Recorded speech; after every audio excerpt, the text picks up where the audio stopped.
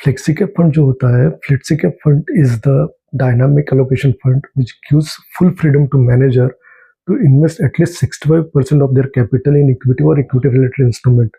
जैसे अदर फंड में एक रिस्ट्रिक्शन होता है कि लार्ज कैप फंड में जैसे रिस्ट्रिक्शन होता है कि एटलीस्ट इतना परसेंट आपको लार्ज कैप में ही डालना है, मिड कैप में डालना है, स्मॉल कैप में डालना है।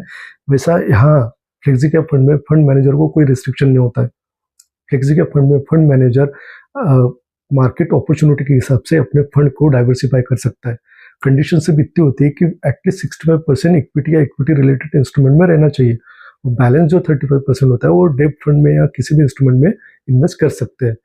फंड मैनेजर या क्या करता है कि फंड मैनेजर मार्केट करेक्शन के टाइम में स्मॉल कैप मिड कैप में इन्वेस्टमेंट करता है कैपिटल एप्रिशिएट करने के लिए, और जो स्टेबल मार्केट के टाइम में लार्ज कैप फंड में इन्वेस्टमेंट करता है। इसलिए फ्लेक्सी कैप फंड इस टाइप का फंड है जो फंड मैनेजर को फुल फ्रीडम देता है।